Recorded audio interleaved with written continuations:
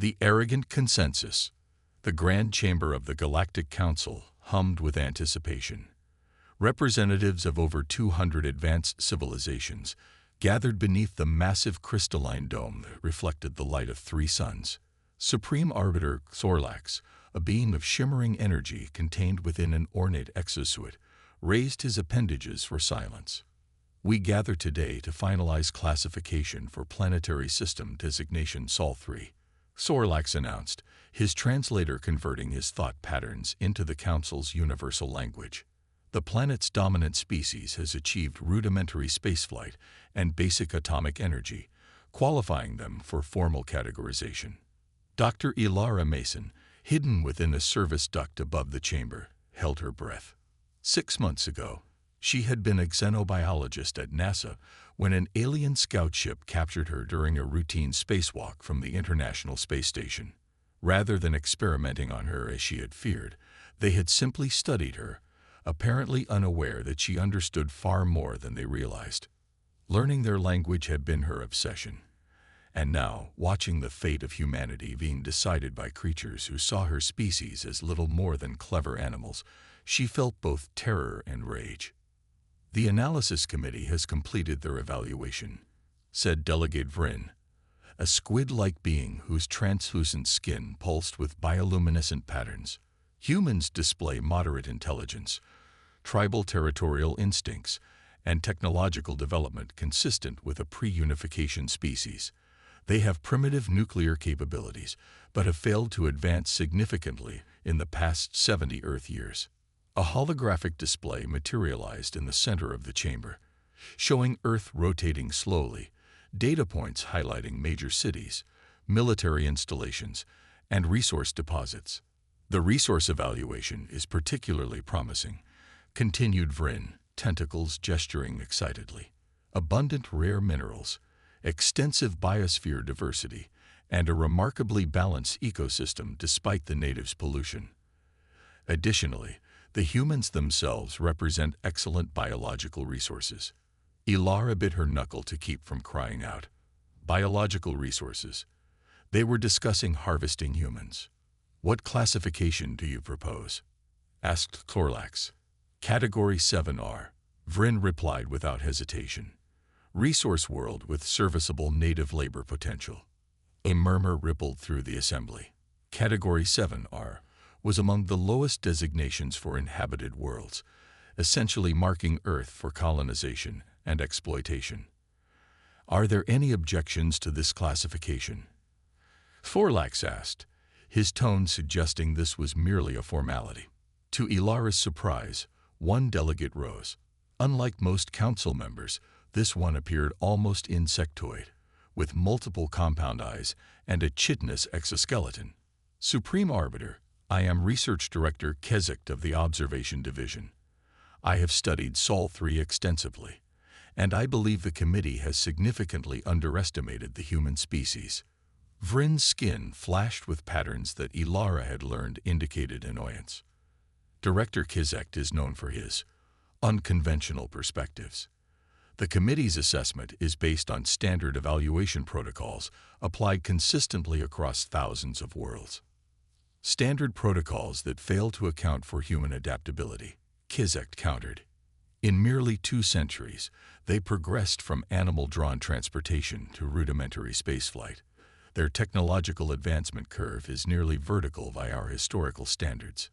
Yet they still wage war on themselves over primitive tribal differences, another delegate interjected. They cannot even unify their own species. Perhaps, Kezek acknowledged, but consider. When threatened, humans display remarkable solidarity. Historical data shows that during planetary crises, competing factions rapidly form alliances. I submit that external threat, such as our arrival, would accelerate their unification exponentially. Sorlax's energy form pulsed impatiently. "Do you have alternative classification to propose?" Director. "Category 4C at minimum. Potential independent civilization, requiring diplomatic approach rather than resource exploitation." Laughter rippled through the chamber, a discordant symphony of clicks, whistles, and electronic tones. The humans' most advanced weapons are barely beyond chemical propellants. Vryn scoffed. Their communication systems are primitive. They require biologically inefficient sleep cycles. A single harvester vessel could neutralize their entire planetary defense capability in less than one rotation. I request formal record of my objection, Kizik said, his mandibles clicking in what Ilara recognized as resignation. So noted, Sorlax replied dismissively.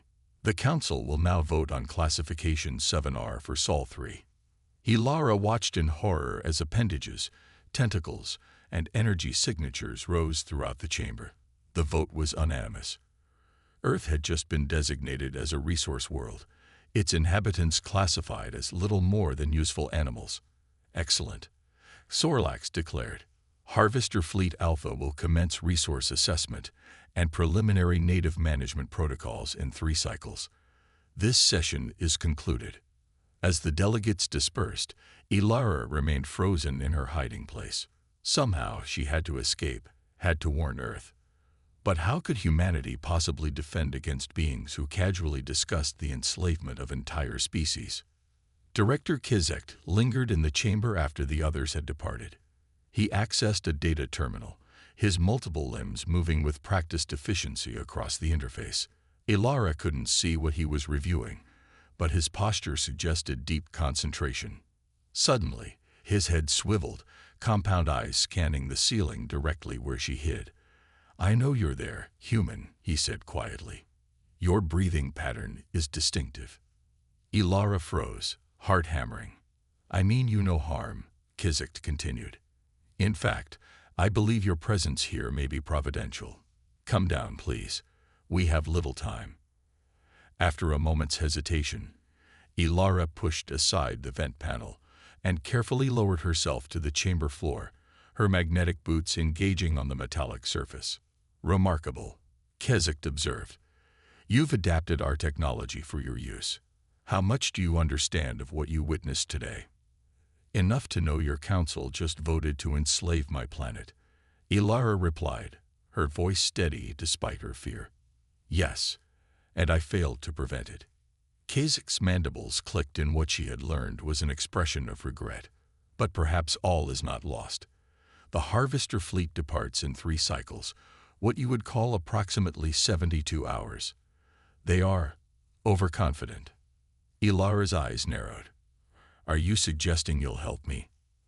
I am suggesting, Kizik said carefully, that perhaps the Council requires a demonstration of exactly why I advocated for a Category 4 classification. My research vessel departs for a routine patrol near the Sol system tomorrow. It would be unfortunate if a containment failure required us to jettison certain sensitive technical data near your planet's orbit. Hope flared in Ilara's chest. Why would you help us? I have studied thousands of emergent species, Dr. Mason. Few show the potential that humans do. The Council's decision today was not merely unjust, it was dangerously short-sighted. Kizik extended a data crystal, encrypted specifications for our shield technology and hyperspace navigation, primitive by our standards, but sufficient to give your people a fighting chance. As humanity's first contact with alien life unfolded, it came not with greetings of peace, but with the cold calculation of conquerors. The Harvester fleet arrived in Earth's orbit exactly as planned, massive ships blotting out the stars as they positioned themselves above major population centers. Their message was broadcast simultaneously in every human language. Surrender, accept classification as resources, and a portion of the species would be preserved. Resistance would result in automated harvest protocols, a clinical euphemism for genocide. World leaders frantically convened emergency sessions. Military forces mobilized. Panic erupted in cities worldwide. But in research facilities across the globe, scientists were already working feverishly with the data Ilara had brought home. Specifications for technology centuries beyond human development, but suddenly within reach due to desperate necessity. The aliens expected capitulation within hours. When it didn't come, they launched the first wave of harvest drones, sleek, automated collection vessels designed to gather biological and mineral samples while demonstrating their technological superiority. What they didn't expect was that humanity had prepared. The drones encountered something no alien algorithm had predicted: coordinated resistance using weapons hastily modified based on the stolen specifications, targeting the specific frequency vulnerabilities in alien shield technology. Human defenders managed to down several drones in the first engagement. In the Harvester Fleet's command vessel, Admiral Zexkor received the reports with disbelief. "Impossible," he declared, his crystalline form vibrating with agitation. The Planetary Defense Capability Assessment indicated no weapons capable of penetrating our shields. The humans appear to have adapted their primitive nuclear weapons with partial phase modulation. His second responded.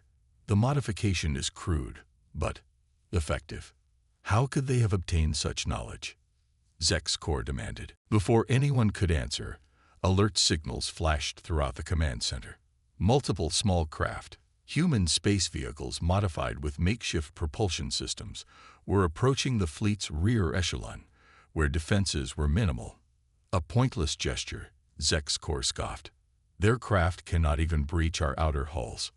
But these craft weren't attempting to breach hulls. They were delivering boarding parties, humans in adapted spacesuits, using cutting technology based on the stolen specifications to access maintenance hatches and emergency airlocks. The first Harvester vessel fell within hours, its alien crew overwhelmed by the ferocity and determination of human attackers who fought with a desperation the aliens had never encountered. The humans hadn't simply adapted the technology. They had integrated it with their own combat strategies, creating hybrid weapons and tactics the alien defense algorithms couldn't predict. By the third day, 3 Harvester ships had been captured nearly intact, their technology being rapidly reverse-engineered by human scientists working in round-the-clock shifts. The remaining fleet withdrew to a defensive position as Admiral Zexkor sent an emergency transmission to the Galactic Council. "The humans have displayed unanticipated technological adaptation capabilities," he reported, his crystalline form pulsing with what in his species manifested as fear. "They have captured multiple vessels and appear to be rapidly assimilating our technologies. Request immediate reinforcement and revised containment protocols." In the council chamber, Supreme Arbiter Korlax received the transmission with stunned disbelief. "Impossible," he declared, unconsciously echoing Zexkor's earlier reaction. "No Category 7 species has ever resisted initial harvest protocols." Director Kizek, summoned to provide expert analysis, managed to keep his mandibles still to hide what humans would recognize as satisfaction. "I warned this council that standard evaluation protocols fail to account for human adaptability. They are not behaving as a Category 7 species because they are not a Category 7 species. How could they have obtained our technology so quickly?" Vryn demanded, his skin flashing patterns of accusation. "Perhaps," Kizek suggested mildly, "we underestimated their existing technological capabilities, or perhaps they are simply exceptional." As the council descended into recrimination and debate, back on Earth, humanity continued to adapt, to reverse engineer, to prepare. The Harvest Fleet had expected easy prey. Instead, they had awakened a sleeping giant, one that learned with astonishing speed and fought with unmatched determination. The first human-piloted alien vessel broke atmosphere 3 weeks after the initial invasion, repurposed and enhanced with human innovations that its original designers would barely recognize. Its mission: not retreat, not mere defense, but a direct counter-offensive against the very civilization that had so casually voted to enslave Earth. The impossible species. Supreme Arbiter Xorlax's energy form pulsed erratically as he called the emergency session of the Galactic Council to order. Gone was the orderly decorum of 3 months earlier, when they had confidently voted to classify Earth as a resource world. Now representatives of the most advanced civilizations in known space argued among themselves, displays of unity replaced by accusations and fear. "Silence," Xorlax demanded, his translator amplifying the command throughout the chamber. We face an unprecedented crisis. The situation at Sol 3 has evolved beyond initial containment parameters.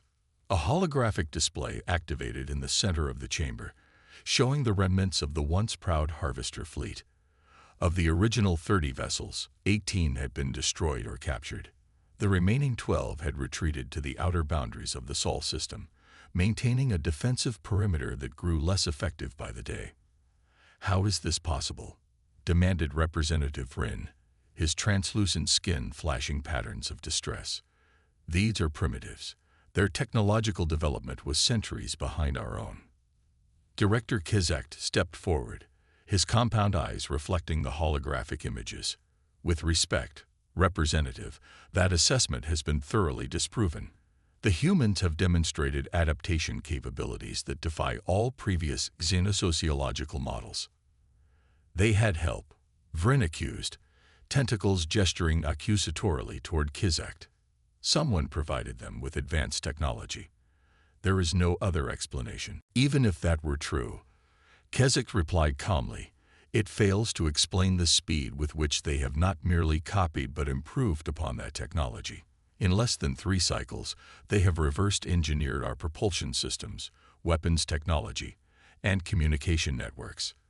They are now manufacturing hybrid vessels that combine our principles with innovations we never considered."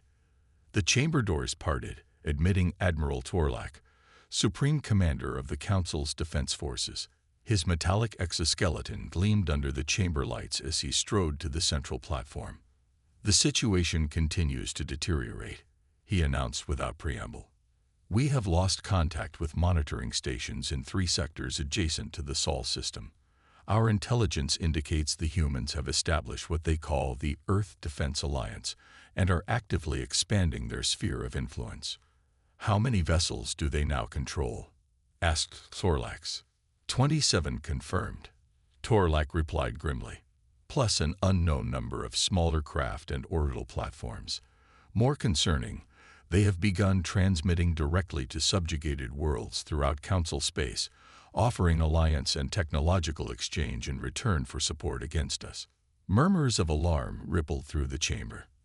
The Council had maintained control over thousands of less developed worlds through careful technological restriction. If the humans were freely sharing advanced technology with these populations, "This is beyond mere resistance," Sorlak stated, his energy form pulsing rapidly. "This has become an existential threat to Council authority throughout explored space. We must launch a full military response," Vrin insisted. "Commit the Grand Fleet, neutralize this human contagion before it spreads further." "The Grand Fleet is already mobilizing," Admiral Torlak confirmed. "However, preliminary simulations suggest concerning vulnerability. The humans have already adapted counters to our standard tactical algorithms." "How?" demanded another representative. "Our battle coordination systems are the culmination of millennia of development."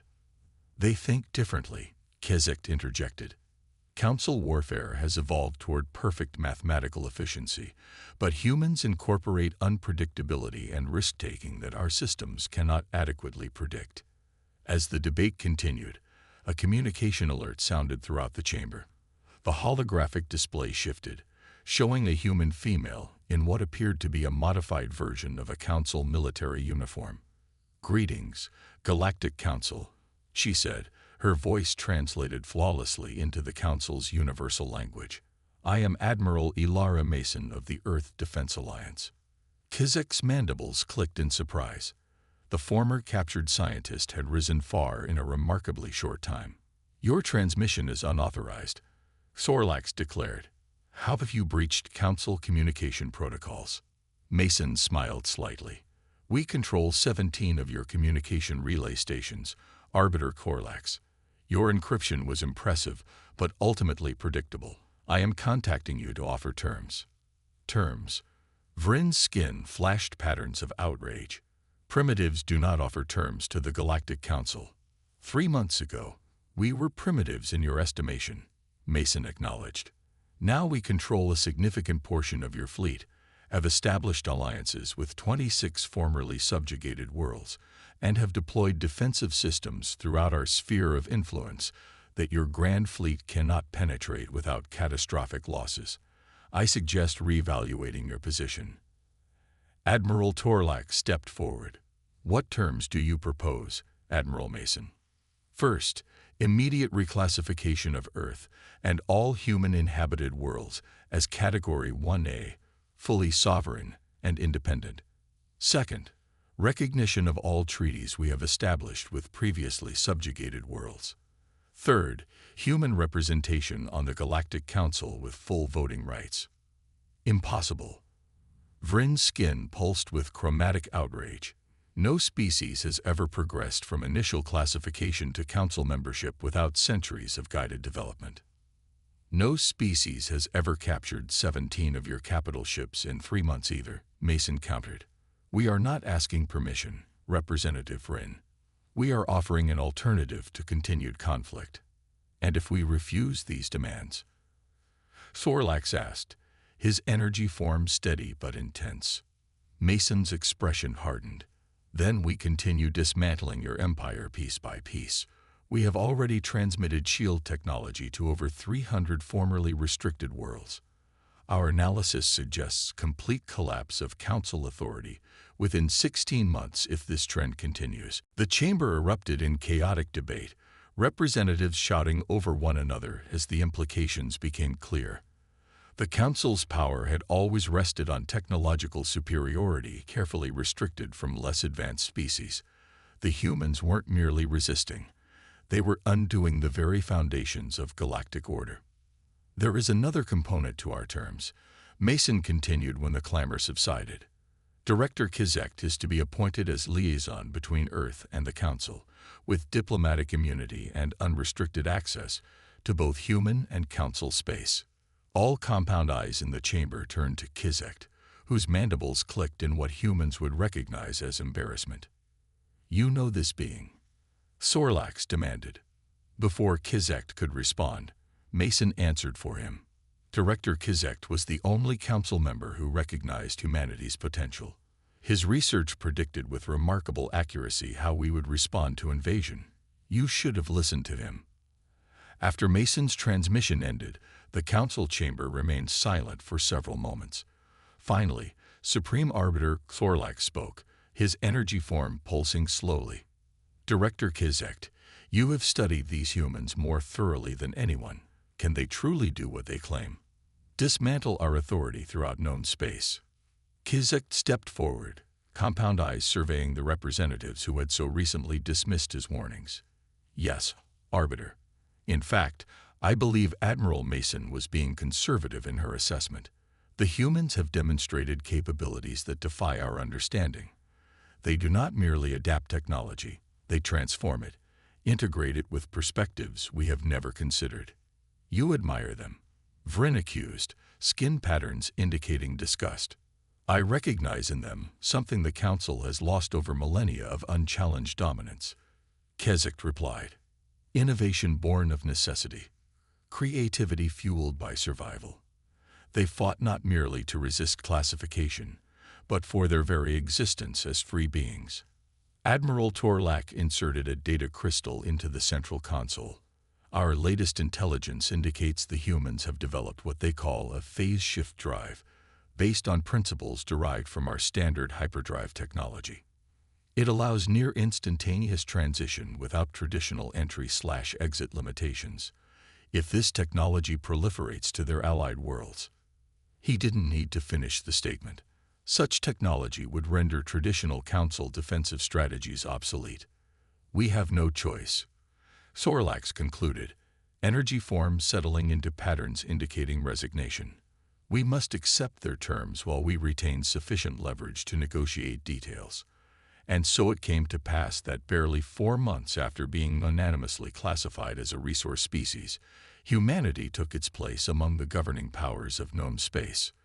The formal ceremony, broadcast throughout Council territory and to all Earth-allied worlds, symbolized a fundamental shift in the galactic order. Admiral Ilara Mason, now serving as Earth's first council representative, stood before the assembly that had once casually voted to enslave her species. Beside her stood Director Kizek, newly appointed as interspecies liaison. The beings assembled here once viewed humans as resources to be harvested. Mason addressed the chamber. Today we stand as equals. Not because we conquered you, though we could have continued that path. Not because we destroyed you, though we demonstrated that capability. We stand as equals because we choose cooperation over domination. She paused, looking directly at Supreme Arbiter Chlorlax. Humanity's history is filled with conflicts, with mistakes, with crimes against our own kind. We recognize in your council's actions reflections of our own past failures. But we have learned, as you now must learn, that true civilization begins when we recognize the inherent sovereignty of all sentient beings. Chlorlax's energy form shifted in patterns indicating formal acknowledgement.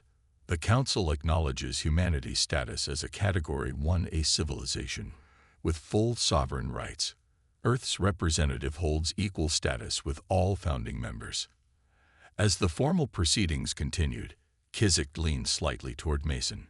You have achieved in months what most species require centuries to accomplish, he observed, mandibles clicking softly. The Council still does not fully understand what they have encountered. Mason smiled slightly. Perhaps that's for the best. Humans have always thrived on being underestimated. She glanced around the chamber, at the representatives of civilizations thousands of years more advanced than her own. Besides, we're just getting started. Throughout the galaxy, on worlds long suppressed under Council technology restrictions, beings of countless forms watched the transmission with growing hope. The impossible humans had done more than secure their own freedom. They had begun a transformation that would reshape galactic civilization itself. On Earth, citizens celebrated not merely survival but unprecedented advancement. Hybrid technologies combining alien principles with human innovation were revolutionizing every aspect of society. The stars, once distant dreams, had become destinations, and humanity's boundless adaptability had found its greatest challenge yet. They had been classified as resources, expected to surrender to superior technology and overwhelming force. Instead, they had demonstrated why no species in the galaxy would ever again make the mistake of underestimating humans.